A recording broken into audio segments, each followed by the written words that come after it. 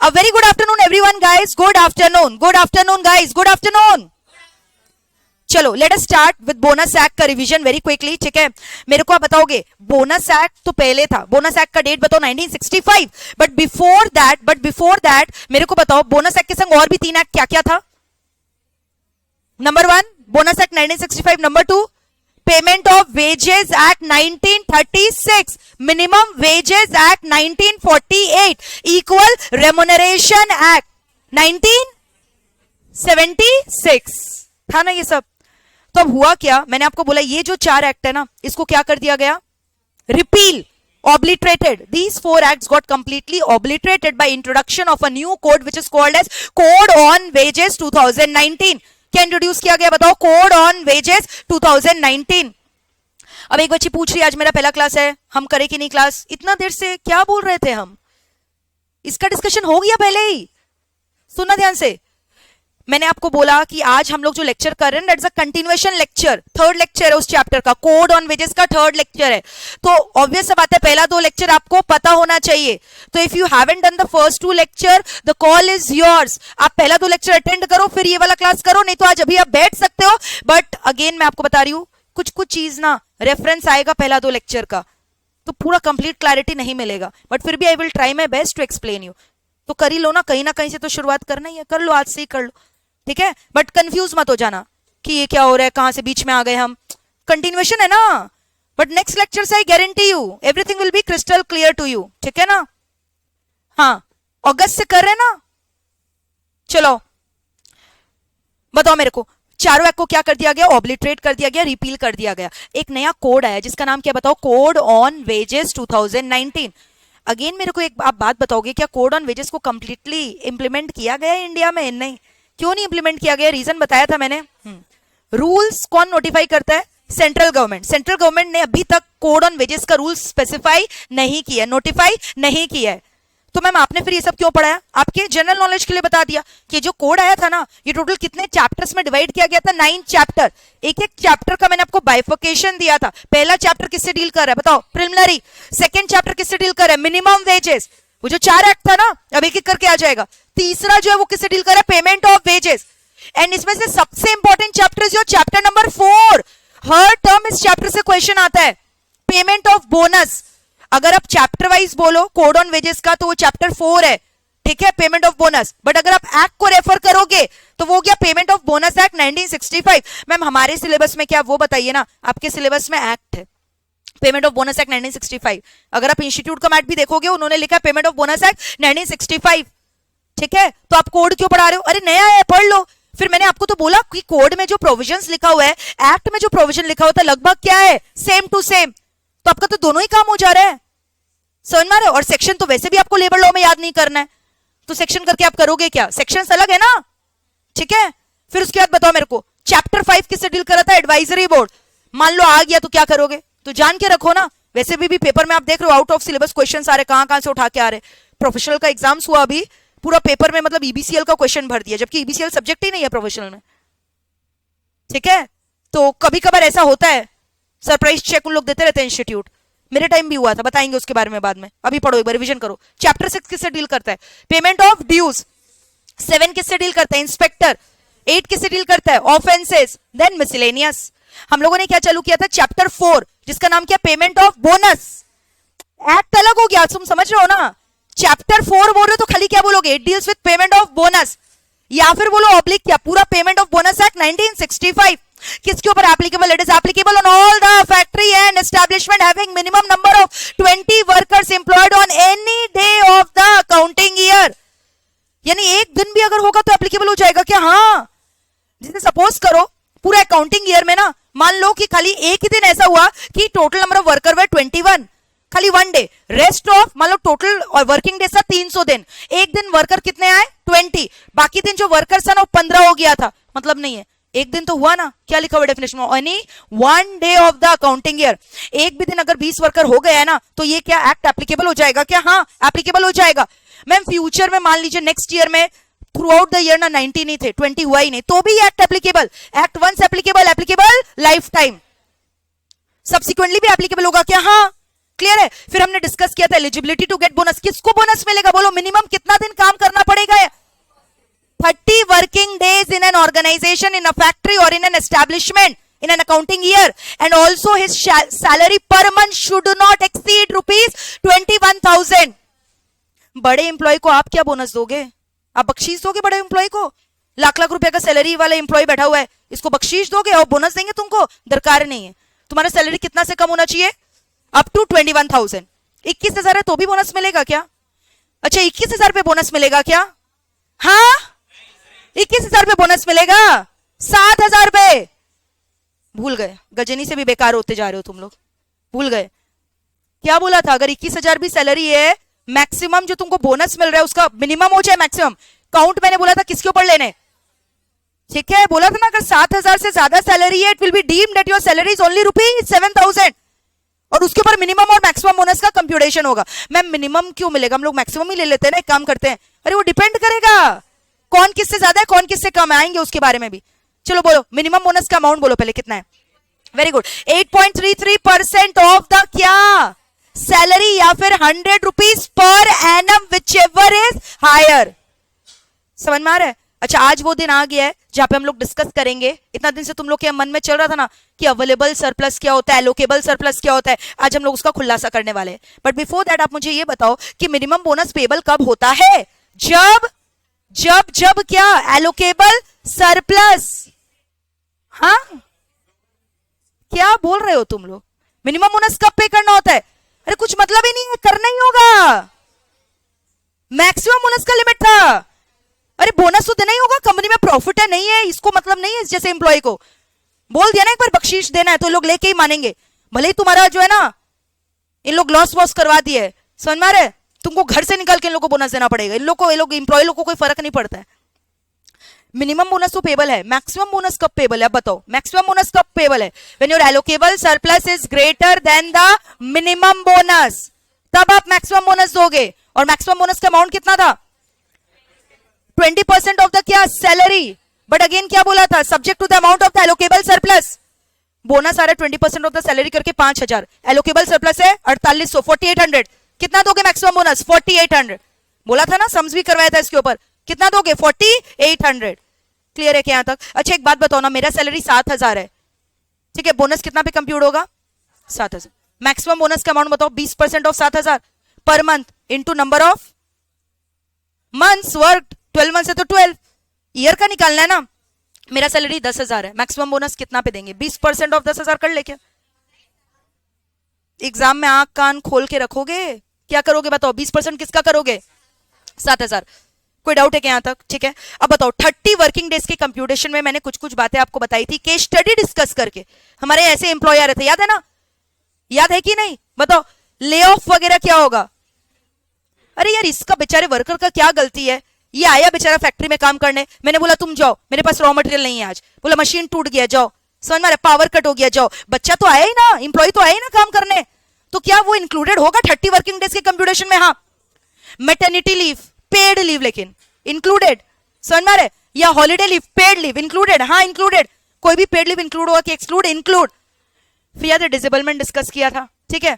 बेचारा याद है ना, मशीन ठीक करवा रहा था, इलेक्ट्रिक शॉक लग गया था, 2-3 दिन बीमार पड़ गया। अब हम लोग क्या इतने जलील और निर्दयी हैं कि बच्चा आ रहा है बोल रहा है कि हमारा जो है सैलरी क्या बोनस वोनस कुछ नहीं देंगे, चलो जाओ यहाँ से। अरे इसका क्या गलती है? तुम्हारा मशीन में शॉक लग गया, ये मर गया वहीं पे, मतलब टेम्पररी मर गया, 2-3 दिन का ब्रेक ले लिया। अब तुम उसमें निर्दयी होकर बोल रहे नहीं देंगे सैलरी 2-3 दिन का? देना पड़ेगा। वो इंक्लूड होगा किसके अंदर? वर्किंग डेज के अंदर। हाँ लेकिन और एक बच्ची थी, कहाँ गई वो बच्ची जो नीचे में थम्स अप गिटक रही थी? हाँ मशीन खराब हो गया, ये बेचारा मशीन ठीक करने में लगा है, वो नीचे बैठ के थम्स अप गिटक रही है, पार्टी कर रही है। लेकिन बाय डिफॉल्ट मशीन का एक पार्ट इसके ऊपर भी जाके गिर गया, ये भी लहूलुहान हो गई। लेकिन क्या उसको इंक्लूड किया जाएगा? अब ये 2-3 दिन छुट्टी ले ली, समझ रहे हैं, पट्टी वगैरह कराने के लिए, तो क्या इसका जो ऑफ हो रहा है वो इंक्लूडेड होगा? नहीं होगा, क्योंकि that was not arising during the course of the employment, so that has to be क्या? एक्सक्लूडेड। किया था कैसे अब डिस्कस? ये सम्स याद है क्या? बताओ बताओ यहाँ पे क्या होगा? एलोकेबल सरप्लस किससे ज्यादा है? बोलो। मिनिमम बोनस से क्या पेबल होगा? मैक्सिमम बोनस कितना पेबल होगा? हाँ क्लियर है? फिर बताओ मेरे को, क्या जो हम लोग पूजा बोनस, बर्थडे बोनस लेने आया था बेचारा, क्या ऐसा हम लोग डिडक्ट कर लेंगे बोनस से? सोच के सब डिडक्ट करेंगे? अरे वो तो पूजा बोनस है, पूजो बोनस, बर्थडे बोनस, ये तो अलग बोनस है बोनस एक्ट के हिसाब से। अरे हाँ डिडक्ट करना पड़ेगा, बार बार बोनस ही देते रहोगे क्या? चाहे पूजा बोनस हो, दिवाली बोनस हो, या फिर बर्थडे बोनस हो, एनिवर्सरी बोनस हो, इसका सब डिडक्ट कर लेंगे क्या? हाँ कर लेंगे। क्लियर है ना? सब याद है ना? फिर ये हरकत किया उल्टा पुल्टा, याद है ना? मिसकंडक्ट वगैरह किया, क्या किया था? मशीन तोड़ दिया था ना मेरा, फाइनेंशियल लॉस हुआ मेरे को, क्या बोनस काट सकते हैं क्या? हाँ, फाइनेंशियल लॉस अगर मेरे को हुआ है, to the amount of the financial loss the bonus amount can be deducted. लेकिन मान लो मैंने इसको ऑर्गेनाइजेशन से निकाल दिया, अब मुझे कुछ भी बोनस देने का दरकार नहीं, पूरा का पूरा आउटस्टैंडिंग बोनस मैं फोरफिट कर सकती हूँ क्या? हाँ। लेकिन ऑन व्हाट ग्राउंड्स आप इंप्लॉय को निकाल सकते हो, या he is disqualified for receiving the bonus? 4 grounds बताया था। फ्रॉड कर लिया, रुपया चोरी करके भागा, मिस अप्रोप्रिएशन ऑफ असेट, याद है? या फिर क्या किया है? राइटर्स बिहेवियर, वायलेंस मचा दिया है, खून खराबा कर रहे हैं वहां पे, समझ में रहे?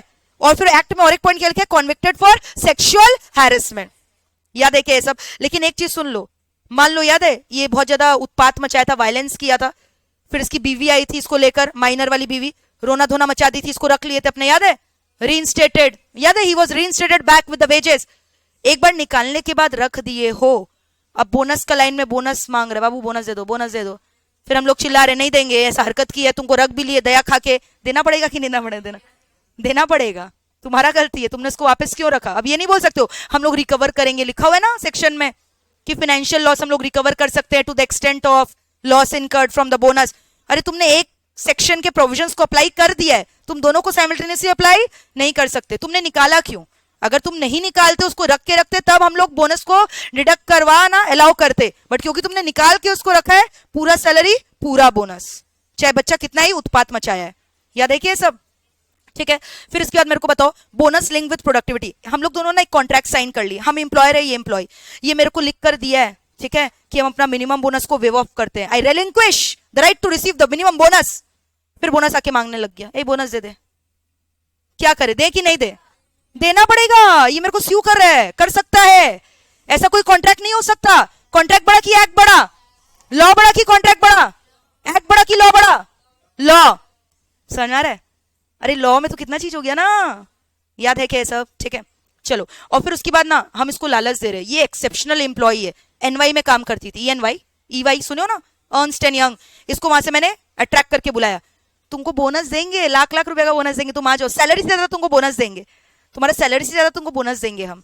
कॉन्ट्रैक्ट लिख लेते ना हम लोग, साइन कर लिए कॉन्ट्रैक्ट, आ गई बेचारी लोभ में। अब जब रुपया लेने का बारी आया, हम इसको क्या कर रहे हैं, टोपी पहना दिए। बोले पागल हो क्या तुम, एक्ट वगैरह तुम पहला बात तो तुम सीएस क्लियर कैसे की हो, तुमको प्रोविजंस वगैरह ही नहीं ठीक से आता है, किस बात का 1 लाख रुपया का देंगे हम तुमको? समझ में आ रहा है? वहीं पे तुम्हारा पता चल रहा है कि तुम्हारा जो है ना लेवल ऑफ नॉलेज क्या है। तो क्या अलाउड है कि सब? Neither the employee can relinquish the right to receive the minimum bonus, nor the employer can promise to pay extra bonus. Clear है? ऐसा कॉन्ट्रैक्ट करने से क्या है, वैलिड है कि वॉइड है? वैलिड है कि वॉइड है? वॉइड। सेट ऑन और सेट ऑफ का प्रोविजन बड़ा मजेदार था, मैंने आपको सम्स भी दिया था, I hope you have done it. किया है क्या? कोई दिक्कत है क्या? चलो बताओ क्या क्या डिस्कस किया था सेट ऑन और सेट ऑफ में। सेट ऑन कब होता है? सेट ऑन का मतलब मेरे पास छप्पर फाड़ के पैसा मिला है, प्रॉफिट हुआ है, मतलब मैक्सिमम बोनस देने के बाद भी ना मेरे पास क्या बच गया, एक्स्ट्रा रुपया। तो जितना एक्स्ट्रा रुपया बचा है ना, उसको हम लोग क्या मानेंगे, carried forward to the next accounting year. But again tell me, if you're a new organization, the provisions of set on or set off is not applicable for the first 5 accounting year, and set on and set off is applicable carried forward for how many accounting years? याद है ये सब? कितना year तक carry forward होगा? 4 accounting year तक। Set on कब होता है? फटाफट बोलो, सेट ऑन कब होता है? When allocable surplus is greater than the maximum bonus. याद है यहाँ पे हम लोगों ने डिस्कस किया था, एलोकेबल सरप्लस मेरा कितना था? 5000, और मेरा मैक्सिमम बोनस कितना रहा था? 4800। एक्स्ट्रा रुपया कितना हुआ? 200। क्या ये 200 कैरी फॉरवर्ड होगा क्या? फिर जब तुम नेक्स्ट ईयर का निकालोगे ना एलोकेबल सरप्लस, तो क्या ये 200 लेना पड़ेगा क्या? हाँ लेना पड़ेगा। याद आ रहा है क्या ये सब? देखो ये वाला एग्जाम्पल देखो, मिनिमम बोनस कितना है? 2000। क्या पेबल होगा? क्या पेबल होगा बताओ? मैक्सिमम बोनस क्या एलोकेबल सरप्लस? क्या पेबल होगा? Maximum bonus. क्यों मैक्सिमम बोनस पेबल होगा? Because allocable surplus is greater than the minimum bonus. Maximum bonus कितना पेमेंट करोगे? पूरा 4800। ठीक है, तो एक्स्ट्रा कितना बच गया? 200। ये 200 कहां जाएगा? कैरी फॉरवर्ड कहां जाएगा? ईयर 7 में।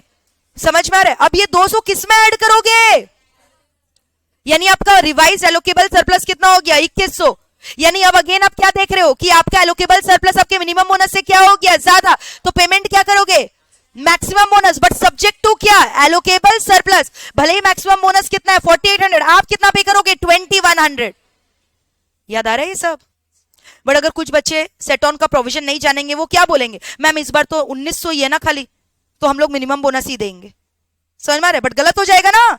आपका एलोकेबल सरप्लस देखने में 1900 है, बट 1900 है क्या, 1900 प्लस कितना है 200, एक्चुअली कितना है 2100। Again I am giving a disclaimer, जिन्होंने लास्ट क्लास नहीं किया है, it is very difficult. Set on set of पूरे 1-1 घंटा पढ़ाएगी, आप समझ रहे हो, तो आप टेंशन मत लो।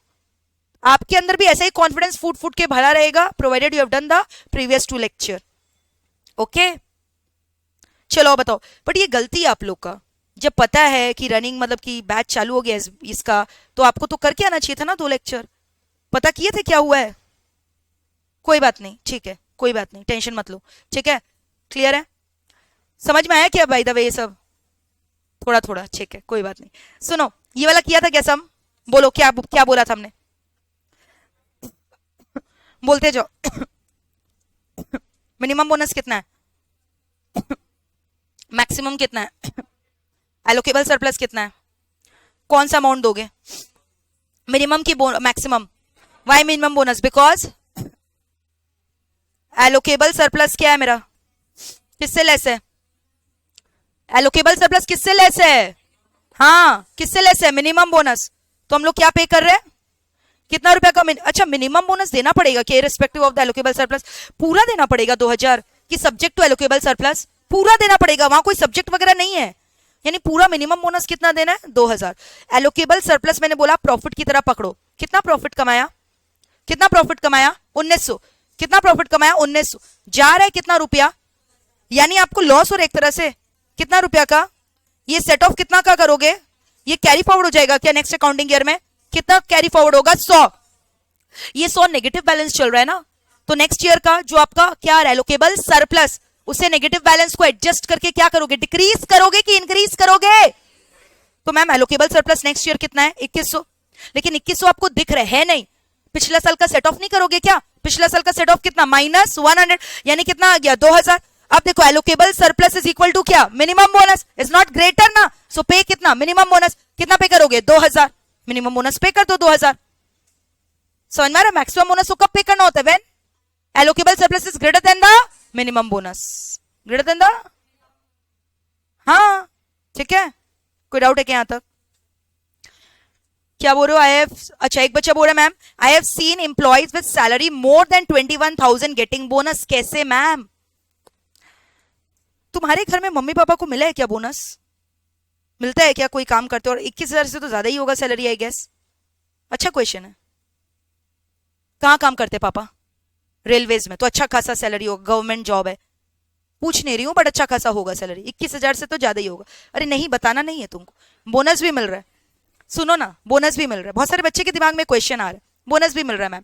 अरे बाबा तुम एक बात समझो, बहुत सारे एक्ट्स है, ठीक है, मैंने गवर्नमेंट के लिए ऑलरेडी बोला, जो गवर्नमेंट इंप्लॉइज होते हैं ना उनके ऊपर अलग से एक एक्ट एप्लीकेबल है, जहां उनको एक्स्ट्रा प्रोविजंस वगैरह मिल रहा है, अलग से एक्स्ट्रा मिल रहा है, and those where government employees are working and on whom other acts are applicable on which they are getting the benefit, payment of bonus act becomes क्या, not applicable on such organization।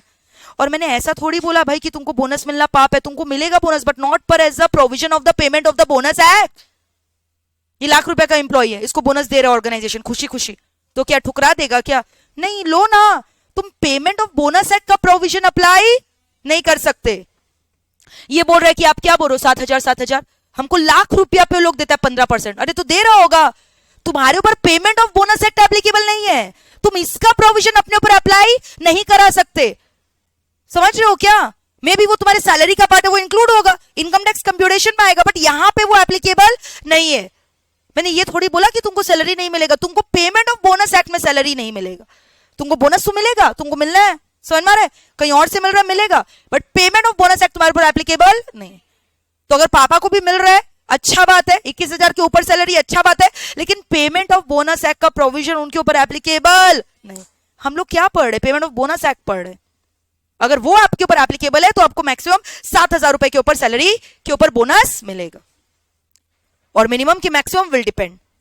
Clear है क्या यहां तक, कोई doubt है? चलो अब हम लोग पता है क्या डिस्कस करेंगे, आज वो वाला दिन आ ही गया फाइनली। कौन सा दिन बताओ? जब हम लोग ये डिस्कस करेंगे एलोकेबल सरप्लस क्या होता है और अवेलेबल। चलो अभी कुछ लिखना नहीं है, खाली समझो। अब यहां से नया टॉपिक चालू हो रहा है। तो मैम इतना देर से हम लोग क्या कर रहे थे? रिविजन, रिविजन ही तो कर रहे थे, ठीक है। सुना, अब क्या पढ़ेंगे हम लोग बताओ? Allocable surplus. बताओ what does the word allocable means? Allocate करना, एलोकेट दे देना, एलोकेट समझ में आ रहा है? जैसे तुमको तुम्हारा भाई बहन बोलता है ना, इतना परसेंट तुमको दे देंगे, एलोकेट कर देंगे, इतना परसेंट हम खुद रख लेंगे। एलोकेट मतलब क्या? Is computed as a percentage of something. allocable word is always computed क्या? as a percentage of something. allocable word is computed as a percentage of something. Are we through with this or not? तो allocable मतलब क्या हुआ? कोई चीज का percentage या proportionate basis पे निकालना is called as what? Allocable surplus. That is called as what? Allocable surplus which is computed as a percentage of something, which is computed as a percentage of something is called as what? Allocable surplus. So you know allocable surplus का percentage act में कितना लिखा गया है? Allocable surplus इस, ध्यान से सुनना, आप समझ लो अवेलेबल सरप्लस मतलब हो गया मेरे पास टोटल कितना प्रॉफिट अवेलेबल है। समझ में? अवेलेबल सरप्लस क्या होगी? मेरे पास टोटल कितना प्रॉफिट अवेलेबल है। Allocable surplus is computed as a क्या?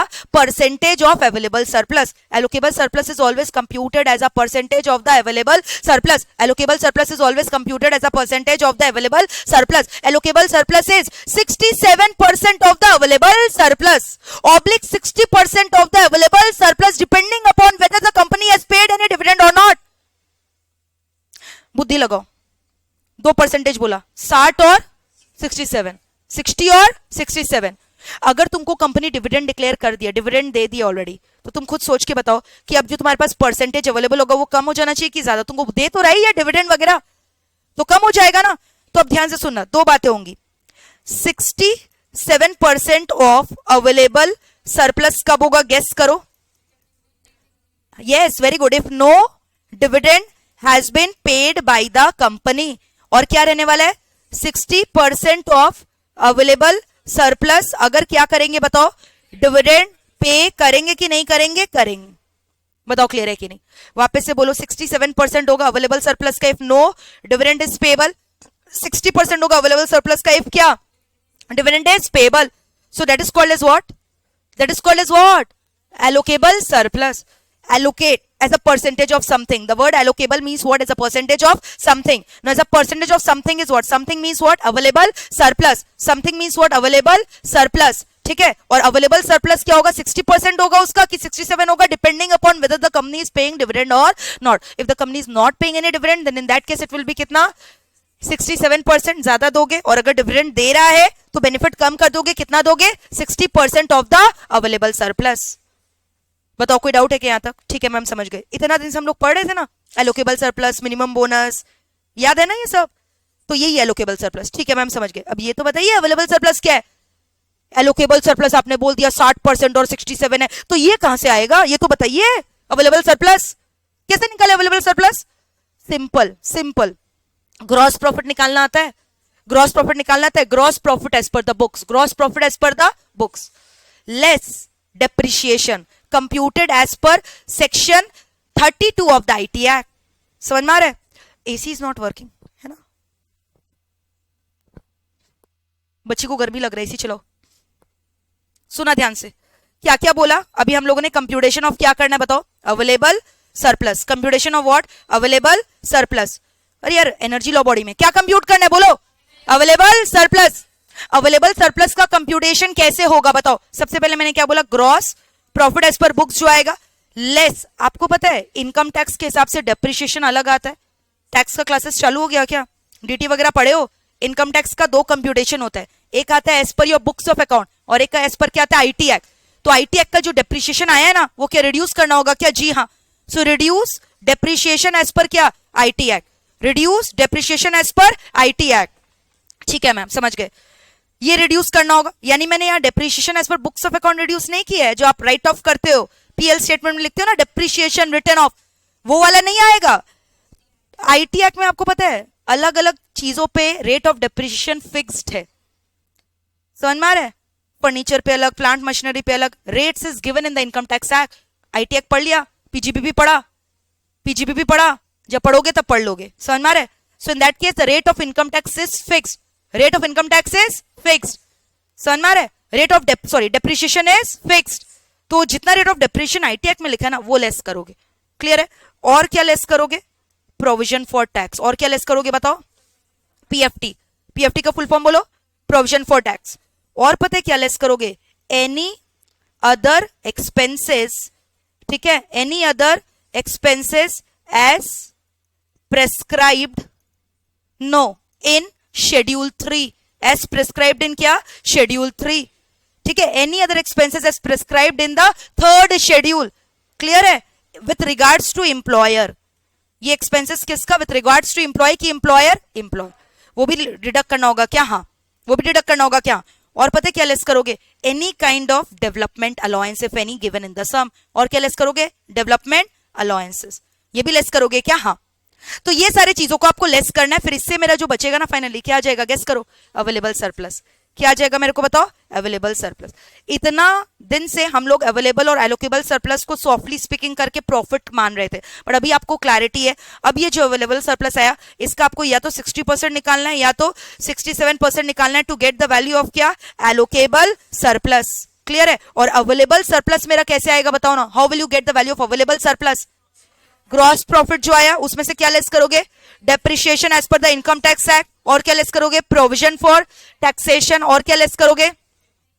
Any kind of other expenses incurred in the name of the employer given in the 3rd schedule, ठीक है। और क्या लेस करोगे? any other kind of development allowances. Are we through with this or not? Clear है? तो इससे मेरा क्या आ जाएगा? एलोकेबल और अवेलेबल सरप्लस। क्लियर है? तो कोई डाउट है? सो अब सम्स आएगा, आप इस पे कर लोगे manage. Set on set of का सम्स आएगा, मान लो आपको प्रॉफिट दे दिया, अब आपको अवेलेबल सरप्लस निकालना है, निकाल लोगे। प्रॉफिट देगा, डेप्रिशिएशन दे देगा, पीएफटी दे देगा। जनरली यही दो चीज दिया रहता है। They will be giving you PFT and depreciation. Deduct कर देना प्रॉफिट से, क्या निकल जाएगा? अवेलेबल। फिर उसका क्या निकाल लेना? 60% या फिर 67, डिपेंडिंग अपॉन सम्स में आपका क्या दिया हुआ है, डिविडेंड पे हुआ है कि नहीं हुआ है। कोई डाउट है क्या यहां तक? एब्सोल्युटली क्लियर कॉन्सेप्ट, ठीक है। अब सुनना, एक टॉपिक और पढ़ाएंगे उसके बाद लिखवाएंगे। इतने देर से आप लोग बोल रहे थे ना मैम कि कोई कोई चीज ऐसा है, कोई कोई इंप्लॉइज ऐसे है ना जिनको पेमेंट ऑफ बोनस एक्ट के हिसाब से बोनस नहीं मिल रहा है, उनको अलग ही चल रहा है, उनका बोनस अलग ही हाई है, 7,000 पे नहीं हो रहा है, 25,000 पे कंप्यूट हो रहा है। ऐसा क्यों? Who are the establishment, who are the factory, who are the employees on whom the payment of bonus act is not applicable? किनके ऊपर payment of bonus act applicable नहीं है? एम्प्लॉइज ऑन हुम payment of bonus act is applicable कि not applicable? Not applicable. समझ में आ रहा है? एक तो अभी आप लोगों ने बोला, खुद ही बोला मेरे को, गवर्नमेंट एम्प्लॉइज। मुझे बोलने का दरकार है, क्या है बताओ? Government employees. समझ में आ रहा है? गवर्नमेंट एम्प्लॉय बोल ले या ऐसा बोल ले, वो employee who are working in any PSU, public sector undertaking, वो भी तो गवर्नमेंट ही हो गया ना। Any employee who is working in PSU, can you give me one example of PSU? हाँ, ओएनजीसी, एनटीपीसी, सेल, भेल, गेल, नहीं सुने हो क्या सब? अरे ओएनजीसी वगैरह, एनटीपीसी। अभी एक इंटरव्यू भी लिया था मोगरा ब्रदर्स का, देखा था क्या यूट्यूब में? जिनका रैंक आया था, हाँ वहीं प्लेसमेंट हुआ उनका उस पीएसयू में। देख लेना, यूट्यूब चैनल में है, जाकर देख लेना जी। 18 lakhs package per annum as a fresher. तो आपको समझ में आ रहा है मैंने क्या बोला? ये जितने भी पीएसयू के एम्प्लॉइज है ना, उनके ऊपर ये सब एक्ट एप्लीकेबल नहीं है। या क्या बोला मैंने? Government employees. या क्या बोला मैंने बताओ? Government employee. तो एक बोला मैम अपने गवर्नमेंट एम्प्लॉइज, इनके ऊपर ये एक्ट एप्लीकेबल है कि नहीं है। और दूसरा मैम आपने क्या बोला? एम्प्लॉइज वर्किंग अंडर क्या? Working in PSU. एम्प्लॉइज और कहां काम करे? पीएसयू। सुनो ना, एलआईसी के जो एम्प्लॉय है ना, लाइफ इंश्योरेंस कॉर्पोरेशन के एम्प्लॉय, उनके ऊपर भी ना अलग अलग एक्ट है। अगर आप एज एन एम्प्लॉय कहां काम कर रहे हो? एलआईसी के अंडर, या कोई भी जनरल, कोई भी अदर जनरल इंश्योरेंस कंपनी के अंदर, क्या आपके ऊपर ये एक्ट एप्लीकेबल होगा? नहीं। So that will also not be applicable on employees who are working where? In LIC या फिर any other general insurance company. ये एनी अदर क्या बोला? General insurance company. इनके ऊपर भी एप्लीकेबल है कि नहीं है? नहीं। एम्प्लॉइज वर्किंग अंडर आरबीआई, किसके अंदर काम कर रहे हैं? RBI. Employees working in RBI, employees working in LIC, employees working in PSU, government employees, इनके ऊपर एक्ट एप्लीकेबल है कि नहीं है? ठीक से बोलो, चलो तुम खड़े होके बोलो, हाँ बोलो, एनर्जी के साथ बोलो। एनर्जी कहाँ है आपके बॉडी में? हाँ दिखाओ ना, एनर्जी दिखाओ। हाँ हाँ बोलो अब। हाँ है, जनरल पब्लिक इंश्योरेंस क्या होता है? ठीक से बोलो। हाँ, दोनों को मिक्स क्यों कर दिया, जनरल इंश्योरेंस और जनरल पब्लिक सेक्टर को? ठीक से बोलो। हाँ फिर से बोलो, चलो। हाँ ऐसे एकदम स्ट्रेच वगैरह कर लो थोड़ा। हाँ और आरबीआई, बैठो। ठीक है, अभी ठीक लग रहा है थोड़ा? कभी भी ऐसे लगता है ना, थोड़ा ऐसे कर लिया करो, बॉडी में हरकत लाओ, ठीक है? एनर्जी लेवल अपने आप डबल हो जाएगा। चलो, तुम लोग के बॉडी में एनर्जी है क्या? थोड़ा सा कि बहुत सारा? थोड़ा सा एनर्जी है कि बहुत सारा एनर्जी है? हाँ, चार ठोलन हो गया क्या? चलो आगे चले क्या? सुना आप ध्यान से। और किसके ऊपर एप्लीकेबल नहीं है? सीमेन जानते हो कौन होता है? सीमेन, सीमेन, सीमेन कौन होता है? वेरी गुड, जो शिप में काम होता है, शिप में काम करता है, सॉरी, जो क्या करता है? शिप क्या होता है? हाँ, पानी वाला जहाज। प्यार की कश्ती में, सुना वाला गाना, लहरों की मस्ती में। हाँ, टाइटैनिक, समझ में आ रहा है? बड़ी उसमें तो डूब ही गए थे ना वो लोग, ठीक है? तो ऐसा सीमैन क्यों बनना है जिसमें डूब जाओ? क्लियर? तो seamen who are working in the ship, उन लोगों के ऊपर ये एक्ट एप्लीकेबल है क्या? नहीं। शिप जाता कहां से, डिस्पैच कहां से होता है? पोर्ट। और बेटर टर्म बोलो जहां पे माल का लोडिंग अनलोडिंग कस्टम अथॉरिटी लोग काम करते हैं, क्लियरेंस होता है, डॉक। वेरी गुड, क्या बोलते हैं? डॉक। दो टाइप के एम्प्लॉय, एक हो गए सीमैन जो शिप में काम करते हैं, और एक एम्प्लॉय कौन? जो डॉक में काम करते हैं। कहां काम करते हैं? डॉक। तो एक मैंने क्या बोला? सीमैन। एक मैंने क्या बोला बताओ? सीमैन। ठीक है, सीमैन कहां पे काम कर रहे हैं? शिप। सीमैन कहां पे काम कर रहे हैं? Ship.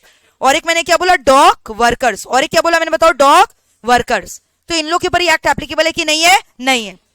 Seaman who are covered under merchant shipping act, who are covered under क्या? Merchant shipping act. क्लियर है? Dock workers who are covered under dock act. समझ में आ रहा है? Dock act. अब डॉक एक्ट का पूरा नाम जानते हो क्या है? डॉक एक्ट का पूरा नाम जानते हो क्या है? Regulation of employment act. Docks regulation of employment act. क्या बोलोगे? Docks regulation of employment act. इन लोग के ऊपर ये एक्ट एप्लीकेबल है कि नहीं है? नहीं है। कोई डाउट है क्या यहां तक? ठीक है मैम, समझ गए। और बताइए ना, और किन लोग के ऊपर एप्लीकेबल नहीं है? लंबा लिस्ट है। और जिन लोग ऐसे एम्प्लॉयज है ना, जिन लोग चैरिटी वगैरह के लिए काम करते हैं, तो भाई इन लोग तो समझ रहे सर्विस के लिए काम कर रहे हैं, तो इन लोग क्या बोनस एक्सपेक्ट करेगा? सैलरी मिल जाए बड़ा बात है, इन लोग तो सर्विस वगैरह देने के लिए काम कर रहे हैं, अब इन लोग को क्या बोनस का एक्सपेक्टेशन होगा? तो जितने भी चैरिटेबल इंस्टीट्यूशंस है ना, ये एजुकेशनल इंस्टीट्यूशंस, ठीक है, आईटीएक का बात नहीं हो रहा है कि आईटीएक का तुम चैरिटेबल इंस्टीट्यूशन का सेक्शन बताना चालू कर दिए। समझ में आ रहा है? यहां बात हो रहा है किसका? पेमेंट ऑफ बोनस एक्ट का सेक्शन का। तो चैरिटेबल इंस्टीट्यूशन हो गया। अब चैरिटेबल इंस्टीट्यूशन में एक इंस्टीट्यूशन है रेड क्रॉस सोसाइटी। क्या नाम है बताओ? Red cross society. बचपन में आप लोगों ने पैसा भी कलेक्ट किया होगा रेड क्रॉस सोसाइटी के लिए, स्कूल से मिलता था ना वो सब। अरे भरे हो क्या कभी? कितना रुपया जमा कर लेते थे? बस 500 रुपया जमा करते थे? 500 रुपया जमा करते थे? मतलब एक एक आदमी कितना रुपया देता था? 10 रुपया देता था क्या? ओ, इन्फ्लेशन नहीं आया क्या तुम लोग के टाइम तक? ठीक है, तुम लोग के टाइम तक इन्फ्लेशन नहीं आया था क्या? ठीक है, प्राइज भी मिलता था क्या फिर? हाँ, मेडल मिल तो अच्छा ही तो बात है, ऐसे क्या है मुंह उदास करके बोल रही खाली मेडल मिलता था? मेडल कोई छोटा मोटा चीज होता है क्या? ठीक है, बोलोगे आजकल में हम खरीद लेते हैं, 2000 रुपया दिया मेडल 50 रुपया का दिया। हम लोग 2000 में तो अच्छा ही मेडल खरीद लेते हैं ना। समाज सेवा कर रहे हो, सर्विस मोटिव। हाँ, ये कैसा बच्चा है? पूरा रुपया वगैरह हेल्पेज रिलीफ स्कीम का इकट्ठा करके खुद ही खा लेते थे, सबमिट नहीं करते थे, और बेधड़क बोल रहे एकदम। हाँ, क्या नहीं पता था? वो पता नहीं था कि रुपया देना पड़ता है, खुद खा लेना होता है रुपया। सामने वाले को क्या बोलकर रुपया इकट्ठा करता था? बच्चे लोग के लिए देंगे बोलता था ना।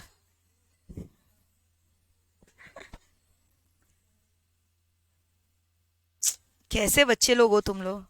चैरिटेबल इंस्टीट्यूशन, ठीक है, charitable institution Indian red cross society, याद रहेगा क्या? ये सब एजुकेशनल इंस्टीट्यूशन पे एप्लीकेबल है क्या? नहीं। और क्या बोला मैंने बताओ? Educational institution.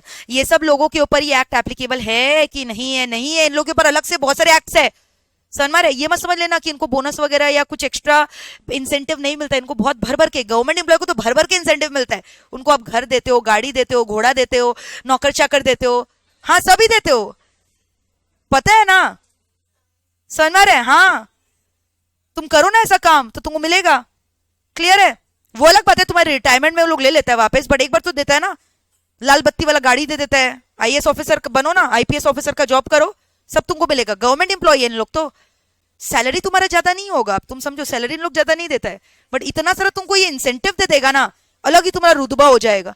तुम चलोगे, तुम्हारे आगे पीछे 2 बॉडीगार्ड चलेंगे, समझ में आ रहा है? भले तुमको दरकार नहीं है गार्ड वगैरह का, बट वो लोग तुमको लेके चलेगा साथ साथ में, तो तुम भी एकदम, समझ में आ रहा है, अलग ही तुम्हारा एक रुतबा हो जाएगा। लाल बत्ती वाला गाड़ी, रास्ते में चलोगे बत्ती जैसे एम्बुलेंस में नहीं देगा, अरे लाल बत्ती गाड़ी अलग से एक आता है, समझ में आ रहा है?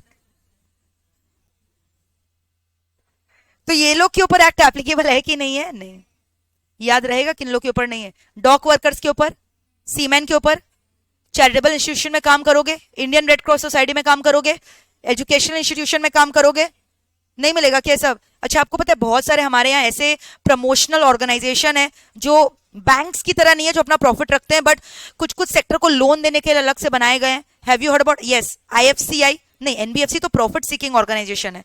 Have you heard about IFCI? अरे industrial finance corporation of India industrial loan देता है। Have you heard about NABARD? Have you heard about SIDBI, RRB? Full form बताओ, चालू कर दो, नबार्ड का फुल फॉर्म बोलो। National bank for agriculture and rural development. तो इन लोग किस लिए बनाया गया है? एग्रीकल्चरल फार्मर्स लोग को लोन देने के लिए ना। तो इन लोग खुद इतना कम कम सब्सिडाइज रेट ऑफ इंटरेस्ट में पैसा दे रहा है, आधा टाइम बेड डेट हो जा रहा है। अब एम्प्लॉय लोग बोनस मांगेगा तो इन लोग कहां जाएगा? तो इन लोग को बोनस वगैरह नहीं दिया जाता है, मर्जी से दे रहे हो अलग बात है, इनके ऊपर payment of bonus act applicable नहीं है। लेबर लोग वहां जाकर जो है ना स्यू नहीं कर सकता एम्प्लॉयर को कि तुमने बोनस क्यों नहीं दिया। नबार्ड ये सब के ऊपर बोनस एक्ट एप्लीकेबल है कि नहीं है? नहीं है। चाहे नबार्ड हो, चाहे आईएफसीआई हो, चाहे सिडबी, सिडबी का full form small industries development bank of India, इन लोग के ऊपर एप्लीकेबल है कि नहीं है? नहीं। याद रहेगा ये सब? तो कितना बड़ा लिस्ट हो गया, आप देख रहे हो। एक बात बताओ, चैरिटेबल ऑर्गेनाइजेशन के ऊपर एप्लीकेबल है क्या? और अगर आप गवर्नमेंट एम्प्लॉय हो एप्लीकेबल है, पीएसयू में काम कर रहे हो एप्लीकेबल है, एलआईसी में काम कर रहे हो, जीआईसी में काम कर रहे हो, जनरल इंश्योरेंस, अरे जीआईसी जनरल इंश्योरेंस, सीमैन हो तुम लोग, डॉक वर्कर, माल लोडिंग अनलोडिंग का काम करता है, कस्टम क्लियरेंस में तुम लोग वहां खड़ा रहता है, कंप्यूट करके बताते हैं कस्टम ड्यूटी कितना लगेगा। एप्लीकेबल कि नॉट एप्लीकेबल? Not applicable. याद रहेगा ये सब, ठीक है। तो ये सब खाली एक्स्ट्रा टॉपिक्स बच गया जो आपके सिलेबस में। मेन बोनस एक्ट का प्रोविजन हमने पहला 2 क्लास में फोड़ के पढ़ा था। अभी बताओ ये सब क्लियर हो गया क्या? याद है क्या? कोई डाउट है? ठीक है मैम, एक चीज तो हम लोग समझ गए कि आप बोल रहे हो ना कि payment of bonus act government employees के ऊपर और पीएसयूज के ऊपर एप्लीकेबल नहीं है। बट मैम आपको एक राज का बात पता है, हम लोगों ने देखा है कुछ कुछ एम्प्लॉयज को जो गवर्नमेंट ऑर्गेनाइजेशन में काम कर रहे हैं, पीएसयू में काम कर रहे हैं, उसके बावजूद भी provision of bonus act is getting applicable. How is it? Is prove that, बता रहे हैं। क्वेश्चन समझे क्या? क्या बोले बाय द वे? क्या बोलो, क्या बोले? जनरली स्पीकिंग पीएसयू के एम्प्लॉयज के ऊपर provision of bonus act applicable नहीं, but there is an exception to it. What is that exception? सुनना, if there is any establishment, ठीक है, if there is any establishment working under क्या? PSU। मान लो एक PSU है जिसका 2-3 ठो एस्टैब्लिशमेंट है, समझ में आ रहा है? इसमें से इसका एक एस्टैब्लिशमेंट ऐसा है जो एक टाइप का गुड्स एंड सर्विसेज बना रहा है, गुड्स या कोई सर्विस बना रहा है, which is in direct competition with the private sector, which is what? In direct competition with the private sector. Any establishment of a public sector undertaking is engaged in production of goods or services which is in direct competition with the private sector, and the revenue from that establishment is at least 20% of the total revenue of that PSU, then in that case the provision of bonus act becomes applicable। बता रहे, सुनना ध्यान से, बताएं क्या वापस से? ध्यान से सुनना। 2 एस्टैब्लिशमेंट है, ठीक है, मान लो 2 प्रोडक्ट है, एक एक्स प्रोडक्ट बनाकर बेच रहा है और एक वाई बना रहा है और एक जेड भी बना रहा है। वाई और जेड सर्विस मोटिव के लिए बना रहा है, कोई के संग कंपटीशन वगैरह नहीं कर रहा है, ठीक है। वाई से इसका टोटल रेवेन्यू आ रहा है मान लो 30, कितना आ रहा है? 30 लाख, ठीक है। और प्रोडक्ट जेड से इसका टोटल रेवेन्यू आ रहा है 20 लाख, ठीक है। और प्रोडक्ट एक्स से इसका रेवेन्यू कितना आ रहा है? 50 लाख। टोटल रेवेन्यू बताओगे इस पीएसयू का कितना आ रहा है? Total revenue of the PSU 100 lakh. Total revenue of the PSU कितना? 100 लाख। अब इसमें से जो एस्टैब्लिशमेंट जो कंपटीशन कर रहा है प्राइवेट सेक्टर से, वो कौन सा एस्टैब्लिशमेंट है? प्रोडक्ट एक्स जो बना रहा है, प्रोडक्ट एक्स से उसका रेवेन्यू कितना आ रहा है? क्या ये 20% ऑफ द टोटल रेवेन्यू से ज्यादा है? 20% ऑफ द टोटल रेवेन्यू कितना हुआ? क्या ये 20 लाख रेवेन्यू जनरेट कर ले रहा अकेला इससे जो कि कंपटीशन में है? तो आप समझो ना यार, प्राइवेट सेक्टर जो है एक तरह से प्राइवेट सेक्टर ही तो हो गया, उसके संग कॉम्पीट कर रहा है, तो दोनों को बैलेंस ट्रीटमेंट मिलना चाहिए कि नहीं, इक्वल फेयर ट्रीटमेंट मिलना चाहिए कि नहीं। तो भाई तुम प्राइवेट सेक्टर को बोल रहे हो कि तुमको बोनस देना पड़ेगा, तो इसको भी बोलो ना, ये तो कॉम्पीट ही कर रहा है अल्टीमेटली। और कम से कम इसका 20% रेवेन्यू किससे आ रहा है? From the establishment which is engaged in manufacture of product और services which is in direct competition with the product or services of the private sector. So in that case, the payment of bonus act will become what? Applicable on you. You are who? Public sector undertaking. आप कौन हो? Public sector undertaking. क्या आपके ऊपर applicable होगा क्या? हाँ होगा। क्लियर है क्या? तो एक्सेप्शन समझ में आ गया। पीएसयू पे एप्लीकेबल है कि नहीं है? अरे नहीं है, पीएसयू पे जनरली स्पीकिंग एप्लीकेबल नहीं है। कब एप्लीकेबल है? अगर, क्या बोला? अगर कोई एस्टैब्लिशमेंट पीएसयू का ऐसा गुड्स और सर्विसेज बेच रहा है जो कि डायरेक्टली किसके संग कॉम्पीट कर रहा है? प्राइवेट सेक्टर के संग, और उससे रेवेन्यू जनरेशन मिनिमम कितना परसेंट हो रहा है? 20% of the total revenue of such PSU. कुछ समझ में आता है? चलो एक एग्जांपल और देते, बताना। ठीक है, दो ही प्रोडक्ट एक्स और Y. Product X is in direct competition with the private sector, 10 lakh revenue. Product Y 70 lakh revenue. बताओ एप्लीकेबल और नॉट एप्लीकेबल?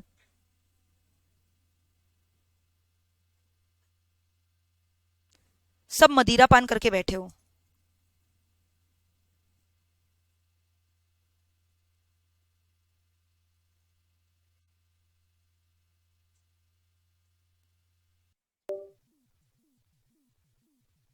बताओ।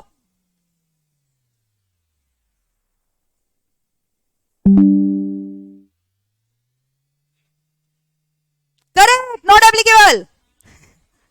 इतना डरा हुआ क्यों है? अरे 20% 80 लाख का करो ना, कितना हुआ? 16 लाख आ रहा है क्या? कितना आ रहा है? तो एप्लीकेबल कि not applicable? Not applicable. 20% revenue कहां से आ रहा है? Sooner be confident in what you learn. ठीक है, कॉन्फिडेंस नहीं लाओगे तो बॉडी में कैसे चलेगा? क्लियर है? एप्लीकेबल कि नॉट एप्लीकेबल? Not applicable. अरे वो डायरेक्ट कॉम्पिटिशन में नहीं है ना। मैंने क्या बोला? ये जो प्रोडक्ट एक्स है ये क्या है? डायरेक्ट कॉम्पिटिशन में। क्या मैंने बोला एक बार भी कि product wise and direct competition? नहीं बोला। तो एप्लीकेबल कि नॉट एप्लीकेबल? Not applicable. कोई डाउट है क्या? यहां तक 3 चीज अभी तक पढ़ाया मैंने, वापस से मेरे को बताओगे स्टार्टिंग से। रेडी हो क्या बताने के लिए? बोलो। अगर मैं डिविडेंड दे रही हूं तो एलोकेबल सरप्लस का फॉर्मूला बताओ। 60% of the available surplus if no dividend is being declared. 67% of the available surplus. तुम लोग कंफ्यूज क्यों होता है? एलोकेबल किससे एलोकेट होगा? अवेलेबल से ना। तो allocable surplus will be a proportion of क्या? Available surplus. Are we through with this? फिर मेरे को बताओ अवेलेबल सरप्लस का formula. Gross profit as per IT act. Gross profit as per IT act. Gross profit तो as per books बोला था, minus depreciation as per IT act, minus provision for taxation PFT, minus any other expenses incurred from employer's point of view specified in the 3rd schedule। और क्या बोला था? Development allowances. जो बचा वो क्या बचा? अवेलेबल बचा क्या एलोकेबल? अवेलेबल बचा ना। अब इसका तो परसेंटेज निकालेंगे allocable surplus. Are we through with this? अब बताओ किसके ऊपर एप्लीकेबल नहीं है? Number 1 government employees, number 2 PSU, number 3 LIC. LIC के ऊपर एप्लीकेबल नहीं, बोलो एम्प्लॉयज वर्किंग अंडर एलआईसी।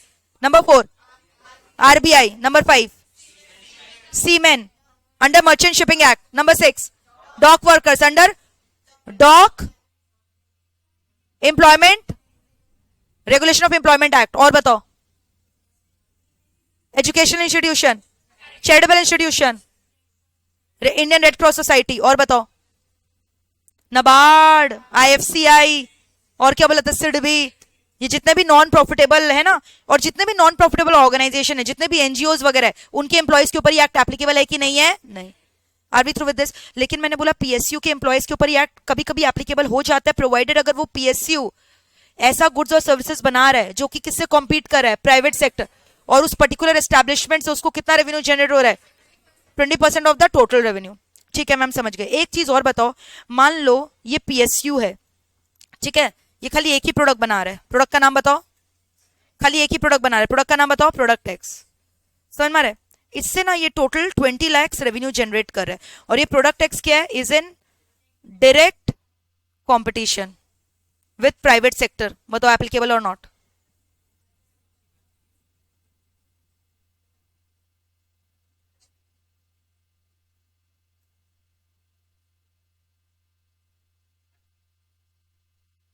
तुम लोग ना डरा हुआ क्यों है? तुम लोग डरने वाला बच्चा तो मेरे को दिखता नहीं है। बोलो ना, जोर से बोलो, खुल के बोलो, कॉन्फिडेंटली बोलो, कॉन्फिडेंटली बोलो, कॉन्फिडेंटली बोलो, एनर्जी लाओ। अरे ठीक से बोलो ना, एप्लीकेबल कि नॉट एप्लीकेबल? एप्लीकेबल। क्यों? अरे एक ही बना रहे तो पूरा 100 ही हो गया, 100%। तुम 20 लाख का 20% क्या निकालोगे? तो पूरा 20 लाख एक ही जगह से आ रहा है, तो भाई पूरा ही तो रेवेन्यू उसका वहीं से आ रहा है जिससे वो कॉम्पीट कर रहा है, तो एप्लीकेबल तो होना ही है ना। मिस्टेक करोगे एग्जाम में। Are we through with this? चलो यहां तक लिखो फटाफट, क्विकली राइट डाउन।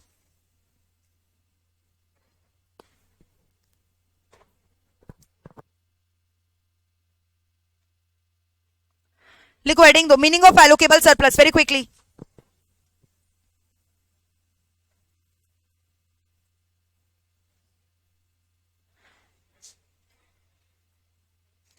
अच्छा, किसी बच्चे को लग रहा है कहां से स्टार्ट करें? इस चैप्टर में ऑलमोस्ट हम लोगों ने, अगर आपका बड़ा कॉपी है, नहीं नहीं, लेक्चर्स का टोटल काउंट क्यों बता रहे हो, खाली इस चैप्टर का बताओ ना। इस चैप्टर के लिए लगभग 5 पेजेस छोड़ दो, 6 7 छोड़ दो, if you're having that long copy.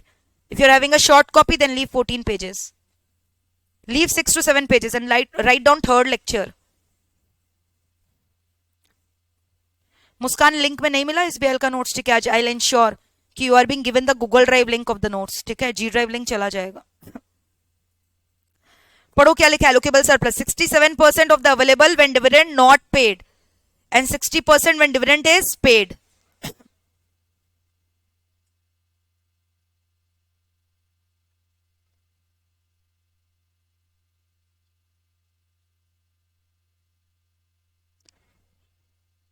Write down.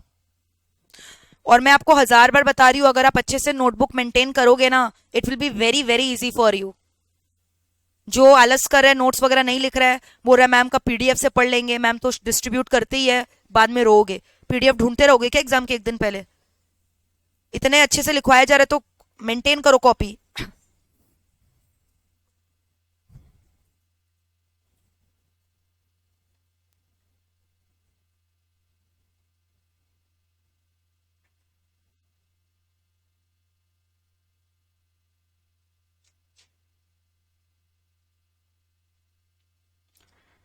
हो गया क्या? मीनिंग ऑफ अवेलेबल सरप्लस लिखो, देखो क्या लिखा हुआ है, gross profit, depreciation under section 32(1) of the IT act, PFT. Section नहीं याद रहे चलेगा, याद है तो बढ़िया बात है, देख लो। लिखो meaning of available surplus. Writing थोड़ा और सुधारो, ठीक है? Try to use multi coloured pen while writing down the notes. Heading should be in a separate color pen. Inside should be in a separate color pen. हाँ, मेरे जैसा नहीं भी हो तो मैं तो 3 4 यूज करती हूँ, आप 2 तो यूज करो कम से कम, ब्लू ब्लैक तो यूज करो। तुम लोग को ही अच्छा लगेगा, पढ़ने में मजा आएगा। Very good. नहीं, कुछ बच्चे नहीं बना रहे ना वैसे, फर्स्ट बेंच में बैठ के। Gross profit, depreciation under section 32(1) of the IT act, less PFT. अच्छा, ये मीनिंग ऑफ अवेलेबल सरप्लस कहां दिया हुआ है वो बता रहे, under section 6 of the payment of bonus act. नहीं लिखना है, छोड़ दो, वो एक्स्ट्रा मैंने इसी बता दिया। देखो क्या लिखा है, सच अदर सम एज में भी प्रिस्क्राइब्ड इन रिस्पेक्ट ऑफ, क्या बोला है, employer in the which schedule, 3rd schedule. और क्या बोला था, डेवलपमेंट अलाउंस बोला था। अच्छा, डेवलपमेंट अलाउंस बोलो या डेवलपमेंट रिबेट बोलो, बात ठीक है एक ही। और क्या, इन्वेस्टमेंट अलाउंस।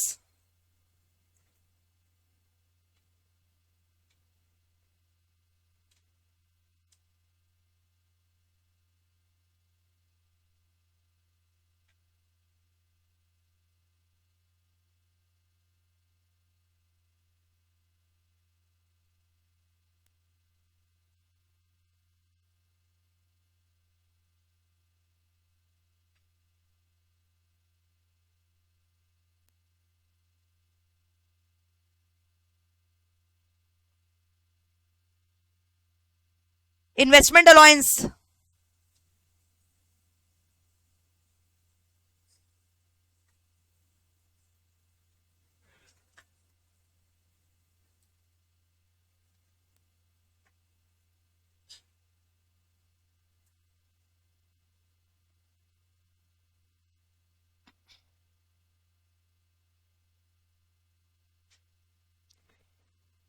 हो गया क्या?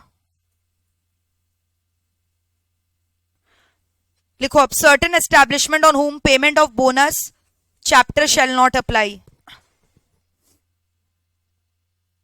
एक बार पढ़ लो क्या क्या लिखा हुआ है, देखो। LIC वाला लिखा हुआ है, दिखाई दे रहा है। RBI, सीमैन अंडर क्या बोला था, merchant shipping act 1958। Dock workers under क्या, dock workers act, regulation of employment, government employees, PSU, charitable like Indian red cross society, non profit organisation अगर कोई हॉस्पिटल वगैरह, या चेंबर ऑफ कॉमर्स, ठीक है, university and other educational institution. Employees also employed under inland water transport. Inland water transport कौन हुआ? अरे जो टेम्पररी होते हैं ना जहाज वगैरह, आप लॉन्च में गए हो, यहाँ पे है ना आपका, हाँ, भूतनाथ बाबू घाट, स्टीमर वगैरह नहीं देखते हो, लॉन्च इधर से उधर लेकर जाते हैं, तो वो ट्रांसपोर्ट ही तो है एक टाइप का। हावड़ा जाना है या कहीं जाना है, बांदा घाट यहाँ पे कैलकाटा में है, देखते हो पॉपुलर जगह। कितने जन गए हो स्टीम से, स्टीमर से? अच्छा, very good everyone, very good.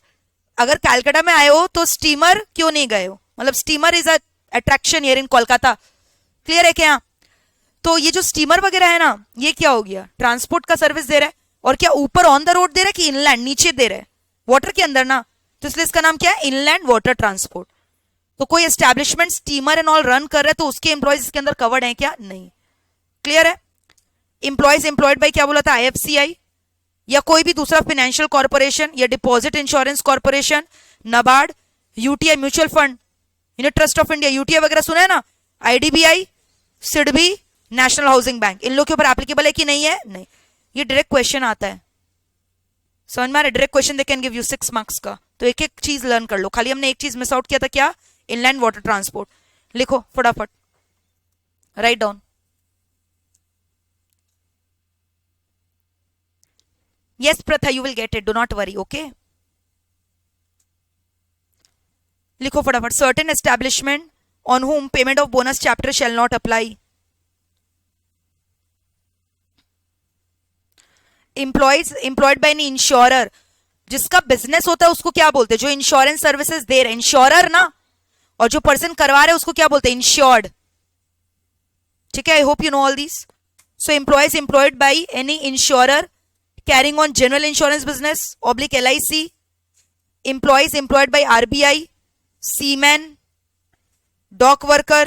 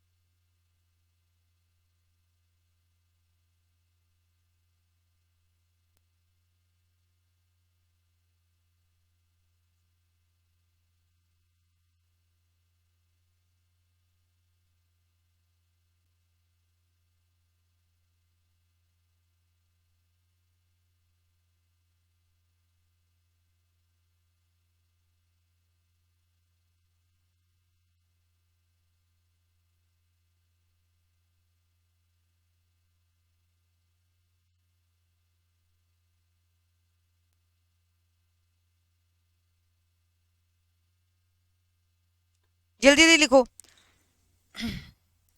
अच्छा, डेट्स याद रहेगा, एक 48 एक 58, 1948 और एक क्या 1958। डॉक वाला 48 है और मर्चेंट शिपिंग कितना है, 58।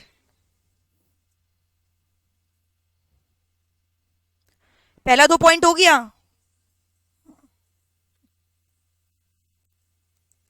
This is a very important question, direct question आता है ये सबके ऊपर।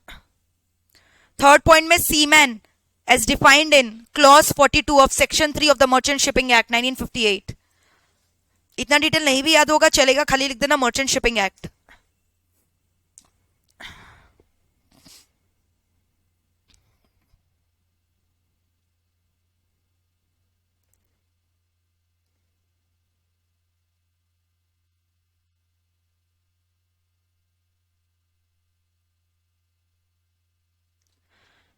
Dock workers under dock workers,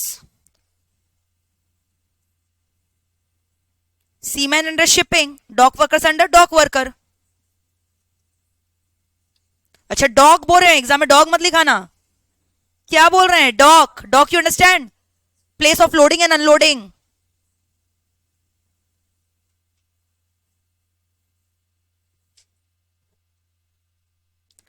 government employees, PSU,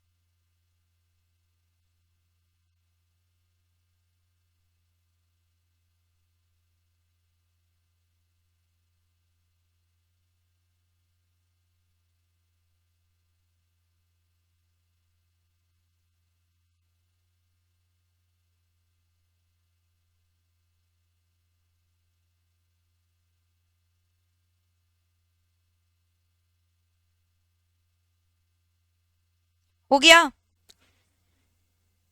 point number कितना तक लिख लिया? 7 तक लिख लिया। फटाफट लिखो। Increase your writing speed.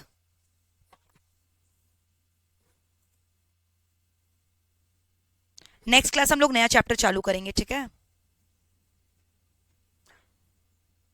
Factories act was very important, bonus act is very important. ये सब क्या है ना, मतलब आपको समझ में एवरग्रीन चैप्टर्स है जिससे क्वेश्चंस आएंगे ही आएंगे एग्जाम्स में।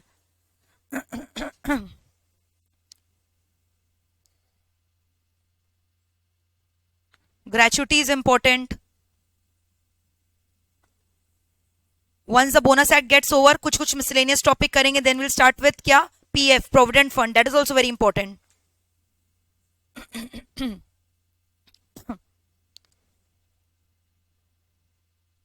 6 हो गया, 7 ऑल्सो ना।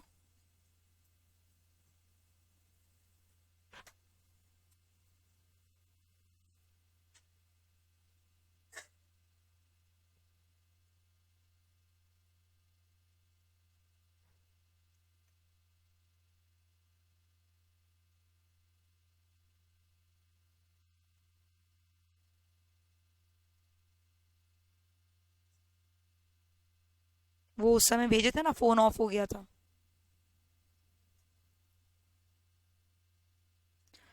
फटाफट लिखो, very quickly, fast fast fast fast.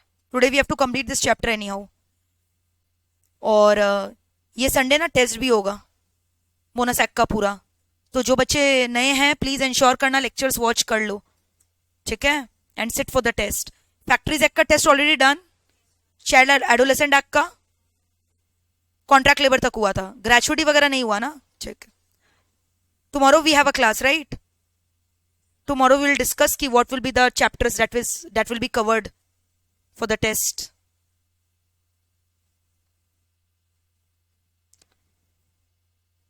UTI, IDBI, SIDBI लिखा?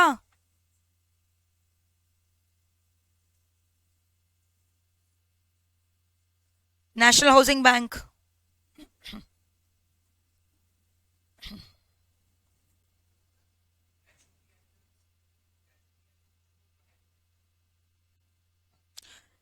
ठीक है, कोई बात नहीं, लेक्चर्स वगैरह दे दिया जाएगा, कर लेना, ठीक है।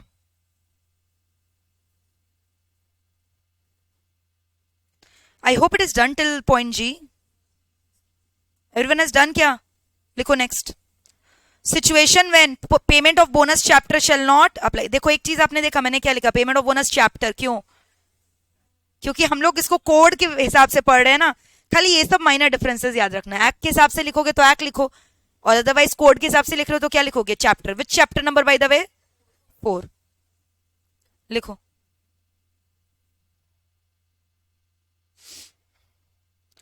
एक एग्जाम्पल लिखा है, देखो ये एग्जाम्पल देखना. दो प्रोडक्ट है मेरा, product X Y. X is sold by the government to compete with a क्या? Private sector. कमेंट करना.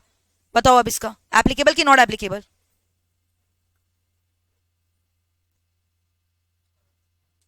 टोटल रेवेन्यू कितना है? 100. उसका 20% रेवेन्यू हो रहा है क्या? एक्स के 30 हो रहा है ना, विच इज ग्रेटर देन कितना? 20. तो क्या payment of bonus act applicable हो जाएगा क्या? हाँ. Even if it is a क्या? पीएसयू, गवर्नमेंट कंपनी है, तो भी एप्लीकेबल होगा क्या? हाँ. क्या क्या लिखा हुआ पढ़ो. If any establishment in public sector sells any product और सर्विस इन क्या? Competition with the private sector and that product is fetching कितना? एटलीस्ट 20% ऑफ द क्या? Total revenue. तो payment of bonus chapter shall be क्या? Applicable. Clear है? लिखो. Situation, next paragraph change करके लिखो. सिचुएशन.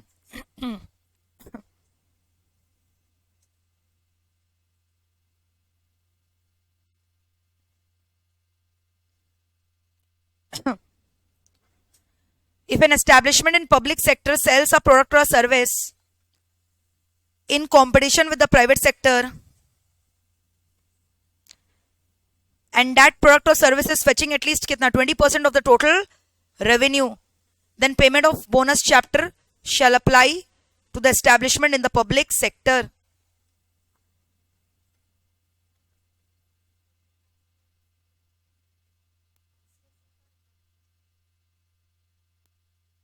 अभी ओके.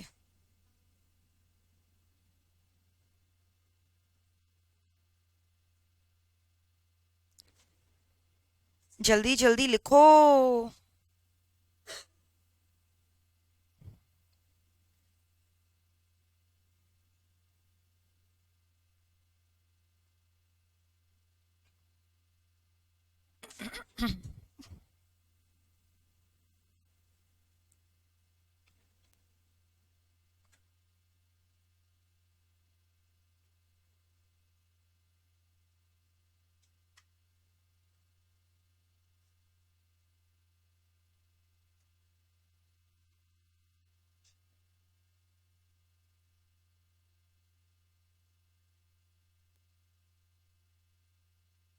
जिसका छूट जा रहा है बाद में लिख लेना कि लिख लियो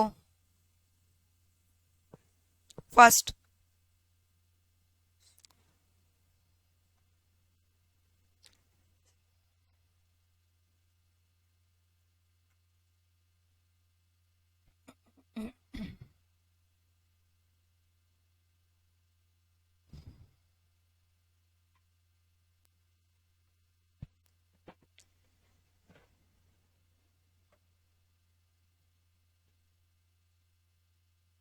एग्जाम्पल लिखो. Red on the example. दो प्रोडक्ट एक्स और वाई, 30 और 70. एक्स कंपटीशन के लिए है,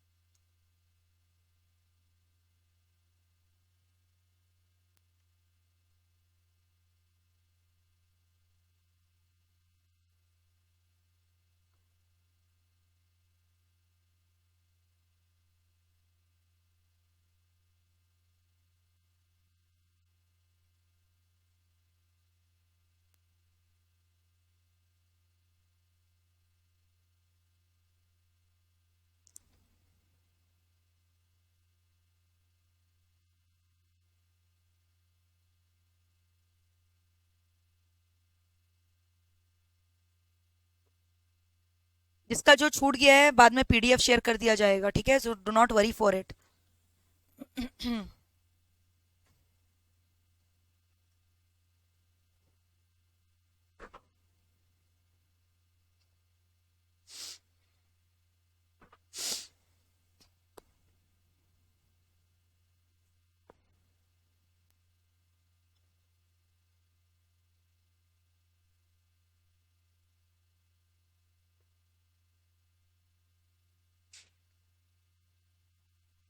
हो गया?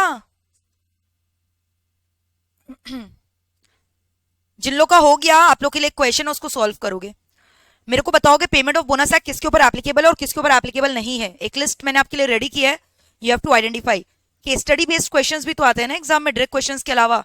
तो जैसे आपको दे देगा कि इसके ऊपर बताओ payment of bonus act applicable है कि नहीं है।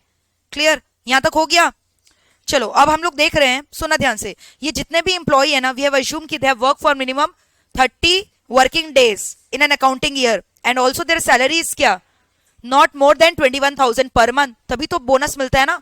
ये तो कंडीशन था ना कि 30 दिन बंदा को काम करना है इन an accounting year and salary should not exceed कितना, 21,000 पर मंथ। स्वीपर वगैरह होता है ना जो ऑर्गेनाइजेशन में, इन लोग तो पूरा टाइम काम नहीं करता, पार्ट टाइम रहता है। तो क्या इन लोग के ऊपर एप्लीकेबल होगा बोनस एक्ट?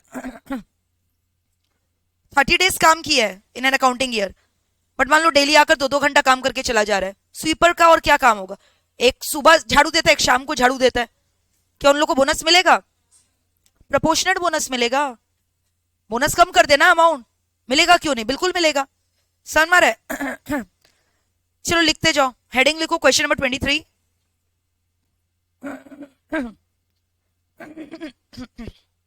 आपको बताना है क्या following persons are entitled to bonus assuming they have worked for कितना 30 working days at a salary not exceeding 21,000 per month।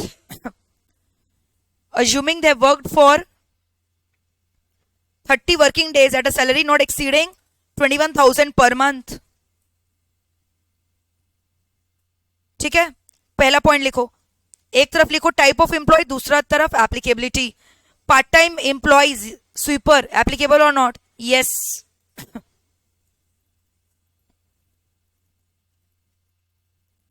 Piece rated worker, piece rated worker समझते हो? आप इतना पीसेस बनाओगे आपको उस हिसाब से बोनस मिलेगा। तो मिलेगा क्या? अरे हाँ, क्यों नहीं मिलेगा? Provided you have work for 30 working days in an accounting year. Yes मिलेगा, यस। सीजनल वर्कर तो मैंने पढ़ाया ही था, आपको डेज भी लिखवा दिया था। मिलेगा कि नहीं मिलेगा? अप्रेंटाइज पहले ही बता दिया था। आप जिसको ट्रेनिंग के लिए रख रहे हो उसको सैलरी भी नहीं दे रहे हो आप, तो बोनस किस बात का दोगे? तो अप्रेंटाइज आर्टिकलशिप वगैरह मिलेगा कि नहीं मिलेगा? नहीं। प्रोबेशनर, जैसे बोलते हैं ना हम लोग नया एम्प्लॉय को एज अ फ्रेशर को प्रोबेशनरी पीरियड में रखते हैं 6 महीना, फिर बाद में टर्म्स ऑफ कॉन्ट्रैक्ट साइन करवा के परमानेंट कन्वर्ट कर देते हैं। नहीं, एम्प्लॉय तो है ही ना, काम तो कर ही रहे। प्रोबेशन में तो क्या हुआ, काम तो कर ही रहे हैं, एज एन एम्प्लॉय काम कर रहा है, आप उसको अंडर ऑब्जर्वेशन रखे हो। इसका ये मतलब थोड़ी है कि वो एम्प्लॉय नहीं है। 6 महीने बाद अब उसको परमानेंट भी कर सकते हो, उसको हटा भी सकते हो, तो है तो एम्प्लॉय ही, तो क्यों नहीं रखोगे? मिलेगा ना उसको भी बोनस, सैलरी तो ले ही रहा है, अगला फ्री में थोड़ी काम कर रहा है। बट ये जो आर्टिकलशिप वाले बंदे हैं उनको तो ट्रेनिंग के लिए रखा गया है, आप सिखा रहे हो, उनको सैलरी भी नहीं दिया जा रहा है, तो उनको बोनस किस बात का? So be careful, there is a difference. Apprentice मैंने क्या बोला? Articleship oblique academic training. और प्रोबेशनरी मतलब क्या हुआ? आपको काम सिखाया जा रहा है, ये मतलब थोड़ी आप एम्प्लॉय नहीं हो, you are working as an legitimate employee. ठीक है, तो बताओ अप्रेंटाइज के ऊपर बोनस एक्ट एप्लीकेबल मिलेगा क्या उनको बोनस? नहीं।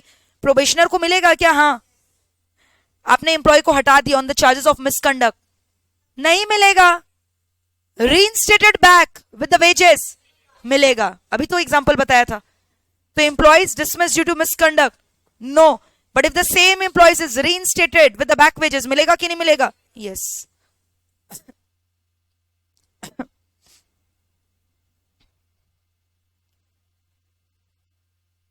रीइंस्टेटेड विद बैक वेजेस मिलेगा कि नहीं मिलेगा?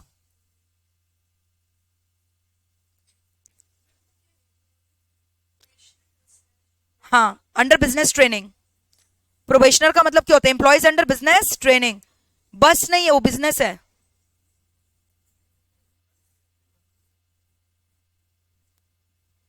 एम्प्लॉयज का रिट्रेंचमेंट हुआ है। रिट्रेंचमेंट मतलब समझते हो, निकाल दिया एम्प्लॉयज को। क्यों निकाल दिया? काम नहीं है, रिसेशन चल रहा है, कोरोना का टाइम चल रहा है, नहीं है काम, उनको नहीं दे सक रहे। उनका कोई गलती नहीं है, मिसकंडक्ट वगैरह नहीं किया उन्होंने। बताओ मिलेगा कि नहीं? सोच के बताओ ठीक से।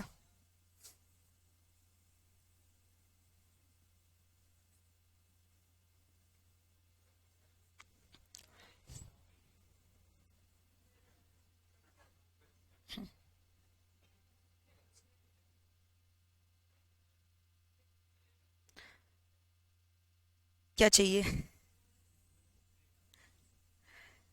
आप समझो, अगर जिस साल के लिए वो काम किया है और उसका बोनस ड्यू है तो उसको मिलेगा, समझ में आ रहा है? लेकिन अगर अगर अगर उस काम में उसका 30 डेज का अकाउंटिंग पीरियड नहीं काउंट हुआ है तब उसके उस केस में नहीं मिलेगा। तो पूरा ठीक से लिख कर आना, 30 डेज किया है तो मिलेगा। समझ में आ रहा है?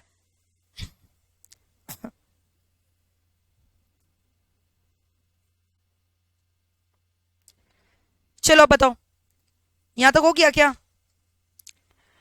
मान लो कि तुम कोई भी provisions of bonus act breach की हो, चाहे तुम एम्प्लॉयर हो चाहे तुम कौन हो एम्प्लॉय, जेल में डाल दिए जाओगे अप टू मैक्सिमम कितना, 6 महीना, और इम्प्रिजनमेंट अप टू 6 months, या फिर फाइन अप टू ₹1,000, या फिर both. All these are the maximum penalties given in the act, I have said you several time. तो on contravention of the any provision of the payment of the bonus act, the person who has done the contravention will be liable for a penalty that may extend up to ₹1,000 क्या, और imprisonment which may extend up to क्या, 6 months, या फिर दोनों। Jail जाओगे कितना साल के लिए? आधा साल के लिए, 6 महीना। या पेनल्टी कितना बोला, 1000, या फिर दोनों हो सकता है क्या? हाँ, लिख लो penalty, imprisonment up to 6 months और फाइन अप टू कितना, 1000, या फिर बोथ। लिख लो पेनल्टी। ये सब मिसलेनियस टॉपिक है, इजी सी टॉपिक है, इसमें कुछ समझाने का नहीं है। क्या समझाए? पेनल्टी इतना है, फाइन इतना है, तो याद ही रखना पड़ेगा। ज्यादा थोड़ी है, 1000 और 6 महीना। तो बोनस अगर नहीं दिए, ब्रीच कर दिए, रिकवर करवाएगा बोनस। ऐसा नहीं है कि आपको बोनस नहीं देना पड़ेगा, देना पड़ेगा। साथ ही साथ आपने ब्रीच किया, टाइमली नहीं दिया, इंटरेस्ट भी देना होगा प्लस पेनल्टी देना पड़ेगा। कितना? 1000 रुपया का, और जेल जा सकते हो कितना, 6 महीना के लिए, या फिर दोनों। ठीक है? आपको याद है मैंने डेट ऑफ बोनस बताया था, date of payment of bonus क्या बोला था? बताओ क्या बोल रहे हो? बोनस का पेमेंट का बताया था ना, सेटलमेंट, डिस्प्यूटेड या फिर अनडिस्प्यूटेड। अनडिस्प्यूटेड में क्या बोला था? 8 months फ्रॉम क्या, from the end of the accounting year, which can be extended up to 2 years if permission has been taken from the appropriate government. लेकिन अगर डिस्प्यूटेड मैटर है तो डिस्प्यूटेड मैटर में जजमेंट कौन दे रहा है? कोर्ट दे रहा है, ट्राइब्यूनल दे रहा है। तो वो क्या दे रहा है? अवार्ड दे रहा है ना। तो क्या बोला था, कितने दिन? 30 days from the date of the announcement of the award. याद है वो अवार्ड? तो अवार्ड मतलब क्या? प्रोनाउंसमेंट ना, जजमेंट ना, जो कौन पास करे? ट्राइब्यूनल। तो अवार्ड मतलब वो अवार्ड नहीं जो तुम लोग को बीच बीच में मिलता है। अवार्ड मतलब समझ गए? डिटर्मिनेशन, जजमेंट विच में भी फाइनल और इंटरिम, पास्ड बाय कौन? पास्ड बाय कौन? ट्राइब्यूनल। अलग से इसका ट्राइब्यूनल होता है ना। और जनरली आपको पता है, अलग से एक एक्ट हम लोग पढ़ेंगे, इंडस्ट्रियल डिस्प्यूट एक्ट। तो जो इंडस्ट्रियल डिस्प्यूट एक्ट का ट्राइब्यूनल है ना, वो बोनस एक्ट का भी ट्राइब्यूनल है। क्लियर है? लिखो, अवार्ड का मतलब लिख लो। कितनी बार शॉर्ट नोट आ जाता है, right a short note on award. Award का मतलब क्या? सेटलमेंट, डिटर्मिनेशन विच में भी इंटरिम, और क्या? Final of any industrial dispute और of any question relating there to क्या, एनी लेबर कोर्ट या इंडस्ट्रियल ट्राइब्यूनल या नेशनल ट्राइब्यूनल, जो किस एक्ट के तहत कॉन्स्टिट्यूट किया गया है। क्या बोला मैंने? IDA, industrial dispute act. ये पढ़े नहीं हो अभी तक, मैंने पढ़ाया नहीं है इंडस्ट्रियल डिस्प्यूट एक्ट, बट आपके सिलेबस में है, बाद में करेंगे हम लोग। ठीक है? वहां डिटेल में करेंगे। इंडस्ट्रियल डिस्प्यूट एक्ट 1947,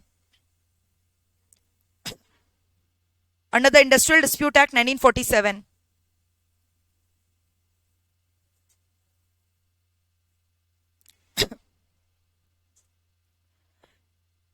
यहां बोनस एक्ट में जितना भी डिस्प्यूट होगा ना, किसके बीच में होगा डिस्प्यूट? बाय द वे, जिसको बोनस देना है, जिसको लेना है, देना किसको? एम्प्लॉयर, लेना किसको? एम्प्लॉय। तो कोई भी डिस्प्यूट यहाँ पे कैसे माना जाएगा डिस्प्यूट है कि नहीं? जो प्रोविजन डिस्प्यूट का कहां पे है? इंडस्ट्रियल डिस्प्यूट एक्ट में, वही सेम प्रोविजन कहां एप्लीकेबल होगा? बोनस एक्ट में। सो एनी डिस्प्यूट का डेफिनेशन इज क्या? Is considered as a dispute which is covered under industrial dispute act 1947। याद रहेगा? 1947 तो याद ही रहेगा। क्या हुआ था 1947 को? हाँ, historical day when India got क्या, independent from the clutches of the Britishers. Award का डेफिनेशन लिख लिया, लिखो। If any dispute is arising between क्या, एम्प्लॉयर एंड एम्प्लॉय, बीडब्ल्यू मतलब क्या, बिटवीन, विथ रेस्पेक्ट टू क्या, bonus payable, then such dispute will shall be deemed to be क्या, industrial dispute within the meaning of the industrial dispute act 1947।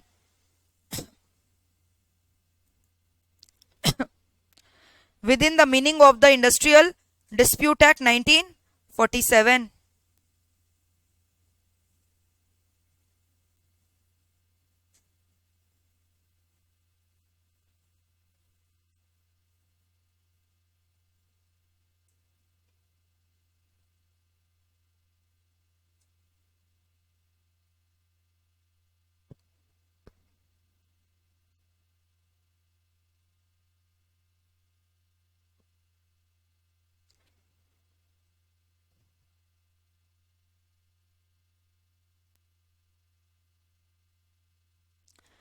हो गया क्या?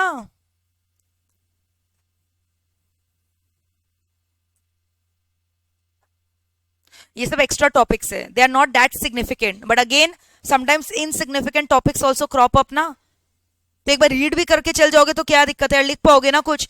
मान लो award के ऊपर शॉर्ट नोट आ गया 3 मार्क्स का, तो वाई टू लीव इट, आ गया तो क्या लिखोगे, अभी लिखा है बताओ, बिना देखे बताओ क्या लिखोगे, इंटरिम या फिर final determination by any tribunal covered under industrial dispute act 1947, बात खत्म। Tribunal can be industrial tribunal, समझ में आ रहा है, लेबर लॉ ट्राइब्यूनल, या वो नॉर्मल कोर्ट जुरिस्डिक्शन में नहीं है, मैंने आपको बोला नॉर्मल कोर्ट डील नहीं करता ऐसा मैटर, अलग से ट्राइब्यूनल्स बनाए गए हैं लेबर लॉ के, वो ट्राइब्यूनल इसको देखते हैं ये सारे मैटर्स को, जब डिस्प्यूट किसके बीच में हो रहा है, एम्प्लॉयर और एम्प्लॉय के बीच में, ठीक है। और फिर अवार्ड जब लिखोगे ना, पेनल्टी भी लिख देना कि ब्रीच वगैरह होगा, तो यहाँ पे लिखा हुआ है पेमेंट ऑफ बोनस एक्ट में कि पेनल्टी का अमाउंट कितना रहने वाला है। अरे बोलो, अभी तो डिस्कस किया, 1000 रुपया मैक्सिमम, और कितना बोला, जेल कितना बोला, 6 महीने का। फिर ये भी लिख देना कि ये सब मैक्सिमम है, एक्चुअल कितना होगा that will be decided by the tribunal, by the adjudicating authority. समझ में आ रहा है, लिख पाओगे क्या ये सब? अब यहाँ इतनी बार हम लोग बोल रहे ना, सैलरी 8.33% ऑफ द क्या, मिनिमम बोनस कितना था, 8.33% ऑफ द सैलरी, तो बोल रहे सैलरी का मतलब क्या है, सारा रेम्यूनरेशन जो इन टर्म्स ऑफ मनी मिल रहा है, बट क्या क्या इंक्लूड नहीं करता, एचआर इंक्लूड करेगा क्या, नहीं, बोनस इंक्लूड करेगा क्या, नहीं, ट्रैवलिंग अलाउंस इंक्लूड करेगा क्या, नहीं, रीट्रेंचमेंट कंपनसेशन इंक्लूड करेगा क्या, नहीं, कमीशन इंक्लूड करेगा क्या, नहीं, या any contribution made by the employer to the क्या, पेंशन फंड, ये सारे अमाउंट इंक्लूड होंगे क्या सैलरी में, नहीं होंगे। खाली क्या इंक्लूड करेगा, डीए। इनफैक्ट याद है हम लोगों ने जब वहां पे भी किया था, तो सैलरी का ग्रेजुएट में डेफिनेशन क्या था, salary plus DA, dearness allowance था ना, याद है क्या? तो वही सेम ही चीज तो है, सैलरी इंक्लूड्स क्या, basic plus DA, basic plus DA, it does not includes any HRA, any bonus, any commission, any payment made by the क्या, employer to the provident fund. लिखो, सैलरी और वेजेस मींस क्या, all the remuneration, I am dictating, write it down, salary or wages means all the remuneration capable of being expressed in terms of money, capable of being expressed in terms of money, whether terms of employment are expressed or implied,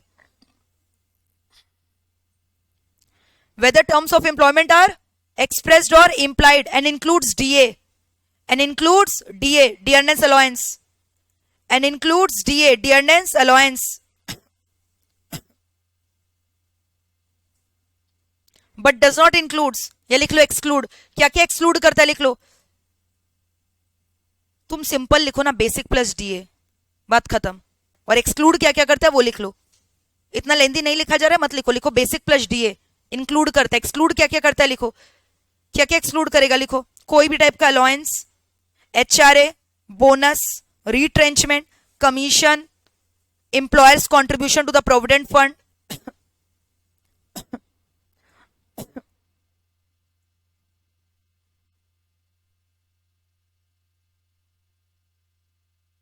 लिख लो सब।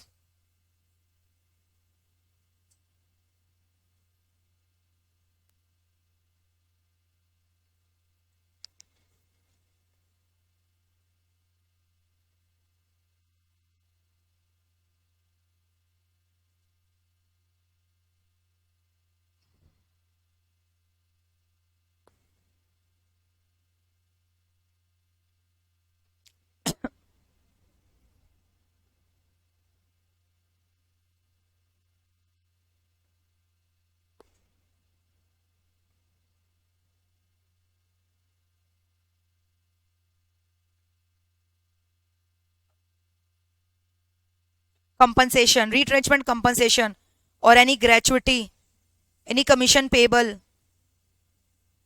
तो confuse क्या होना है, आप बस simple याद रखो ना क्या क्या आता है, बेसिक और डीए। कोई भी अमाउंट दिया रहेगा ना इसके अलावा सब बोल देना इंक्लूड होगा कि नहीं होगा, नहीं होगा। तो मैम आप इतना क्यों लिखवा रहे हो, मान लो शॉर्ट नोट आ गया कि बताओ क्या क्या अमाउंट इंक्लूड नहीं होगा, तब फिर कुछ तो आपको लिखना पड़ेगा। और जिन लोग सैलरी वगैरह पढ़ रखा है इनकम टैक्स एक्ट में, उन लोग को ये सब समझ में आ रहा होगा। एचआरए क्या होता है समझ में आ रहा है, अलाउंसेस, कमीशन, इनकम टैक्स में सैलरी के अंदर ये सब आता है। बट लेबर लॉ ये सब में सैलरी इंक्लूड करता है कि नहीं करता है, नहीं करता है। उसमें खाली दो चीज आता है, क्या, basic plus DA. Are we through with this? पूरा बोनस एक्ट पूरा हम लोगों ने पता है इंस्टीट्यूट के मैट को चार्ट लिया है, एक एक चीज पढ़ लिया है। विश्वास नहीं होता इंस्टीट्यूट का मैट खोल के देख लेना, आपको ज्यादा मिलेगा मेरे नोटबुक में, मैट में कम मिलेगा। मैट का एक एक कोना को हम लोगों ने चार्ट लिया है, आप समझ रहे हो? इसके बाहर आना ही नहीं है, ये मेरा गारंटी है। साइन करवा लो ब्लैंक पेपर में। हाँ लेकिन तुम लोग को भी मेरे को एक गारंटी देना पड़ेगा कि मैम हम लोग पूरा लर्न करके गए हैं। समझ में आ रहा है? इट शुड बी म्यूचुअल ना, खाली मैं पढ़ा रही हूँ, लिखवा रही हूँ, लर्न करवा रही हूँ, तुम घर जाके रिवाइज नहीं कर रहे हो तो परफॉर्मेंस एग्जाम में थोड़ी अच्छा होगा। It should be mutual, clear? तो आपको परफॉर्मेंस भी एग्जाम में अच्छा कैसे देना है, सेम डे, बार बार बोल रहे पहला क्लास से, सेम डे घर जाके रिवीजन करना है, लर्न करना है। और सेम डे करोगे ना, मैक्सिमम 20 मिनट लगना है, उससे ज्यादा लगना ही नहीं है। जिन लोग न्यू ज्वाइनी है, again I am requesting them, आप at least payment of bonus act दोबारा कर लेना। दोबारा मतलब पहली बारी देख लेना घर में 2 क्लास, ठीक है? हो गया क्या यहां तक? अब इतनी जगह यहां बोला है ना, from the end of the counting year, 8 months from the end of the accounting year, 2 years from the date of the accounting year। तो accounting year है क्या भाई? तो अब देखो 3 चीज बोला है। अगर कॉर्पोरेशन है, कोई भी कॉर्पोरेशन में भी, या पार्टनरशिप फर्म या कुछ भी, समझ में आ रहा है? सो इन दैट केस क्या बोल रहा है, जिस दिन आप अपना बुक्स ऑफ अकाउंट को क्लोज करोगे ना, अकाउंटिंग ईयर होता है ना, 31 दिसंबर ले रहे हो कि 31 मार्च ले रहे हो, when you are closing your books of account, या आप सेमी एनुअली भी बहुत जन करते हैं, सीजनल एस्टेब्लिशमेंट है वो सेमी एनुअल अकाउंट्स बनाता है, समझ में आ रहा है? 30th ऑफ जून होता है उसके अकाउंटिंग ईयर एंड। तो इन दैट केस जिस दिन आपने बुक्स को क्लोज किया, that will be your accounting year if you're a corporation. But if you're a company, तभी भी क्या बोल रहे हैं, सेम चीज बोल रहे हैं। जिस दिन आपने क्या किया, बुक्स वगैरह क्लोज करके क्या किया, एनुअल जनरल रिपोर्ट सर्कुलेट किया अपने स्टेक होल्डर्स को एजीएम में, क्लियर है? यानी एनी अदर केस कुछ नहीं मेंशन्ड है, तो आप क्या लोगे, ईयर एंड जो होता है 31st of March, that is 1st of April, clear है? लिख लो, वही तो होता है ना जनरली केस में अकाउंटिंग ईयर क्या होता है, 31st ऑफ मार्च एंड होते हैं ना, और ओपनिंग डेट क्या होता है, 1st ऑफ अप्रैल। लिख लो। अकाउंटिंग ईयर का डेफिनेशन मान लो 2 मार्क्स का आ गया, तो why to take any risk? कुछ था क्या इसमें? तुमको नहीं पता क्या होता है अकाउंटिंग ईयर? बस 3 चीजों में डिवाइड कर दिया, corporation, company, any other case, और ये 3 मार्क्स का आ जाएगा।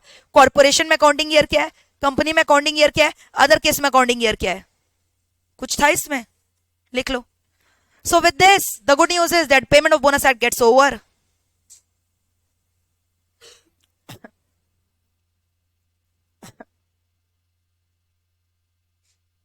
Most important chapter for your syllabus, payment of bonus act. या बोलो code on wages 2019, chapter 4 of code on wages 2019, ठीक है? कोड ऑन वेजेस अभी खत्म नहीं हुआ है, मिनिमम वेजेस और पेमेंट ऑफ क्या वेजेस बाकी है ना, इक्वल रेम्यूनरेशन थोड़ा सा है, करवा देंगे मार्किंग डायरेक्टली मैथ से। हो गया क्या यहां तक? Other case, year commencing on 1st day of April, AGM, annual general meeting. Is it done till here guys? How many of you are still writing? Raise your hand fast, hurry up, paper छूटेगा exam में तुम लोग का, speed बढ़ाओ। नहीं छूटेगा, writing practice करोगे तो। चलो, big round of applause for you all because we have done a important and a very major and a massive chapter, ठीक है? पूरा अच्छे से लर्न हो गया है and your performance is also very good. I am very much satisfied, तुम लोग लर्न करके आ रहे हैं, पढ़ाई करके आ रहे हैं, so I am very much happy with this batch. इसी तरह से परफॉर्मेंस देना है, और जो नए बच्चे हैं आपको भी इसी में घुलना है, ठीक है? पढ़ाई करके आना नेक्स्ट क्लास अच्छे से। तो आप क्या करके आओगे next class? Payment of bonus पूरा पढ़कर आओगे क्या? हाँ, समझ में आ रहे? कोड ऑन वेजेस बोलकर आपको टॉपिक दिखाई देगा, जिसके अंदर अभी कितने लेक्चर्स हुए हैं? 3 क्या 2? हाँ, 3 लेक्चर हुए हैं टोटल। तीनों लेक्चर देखकर आओगे क्या? रिवीजन करके आओगे क्या? कैसा लगा ये चैप्टर? टेस्ट देने के लिए रेडी हो क्या? अभी ले क्या टेस्ट? पूरा तो आज रिवाइज करवा दिया, बताओ। चलो एक बार आज का जो टॉपिक पड़ा एक बार क्विकली रिवाइज करते हैं, चालू हो जाओ। अरे क्या बच्ची देखो कैसे कर रही है, एनर्जी लो बॉडी में। चलो तुम ही चालू करो, खड़ी हो जाओ। हाँ खड़ी हो जाओ, बोलो एलोकेबल सरप्लस इज कितना percent of the available surplus? 60% when dividend is paid कि not paid? Paid। क्या बोल रहे हो? डिविडेंड इज पेड तभी तो कम है, and when dividend not paid then क्या? 67%। एवरीवन शुड आंसर 67% ऑफ क्या?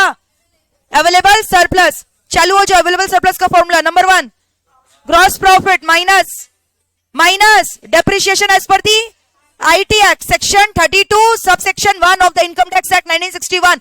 नेक्स्ट और क्या माइनस करोगे? Provision for taxation. और क्या माइनस करोगे? Any other expenses incurred with respect to the employer mentioned in the schedule 3। और क्या लेस करोगे? Any kind of development expenses allowances. और एक चीज था इन्वेस्टमेंट अलाउंसेस। याद रहेगा ये सब? क्या आ गया इससे?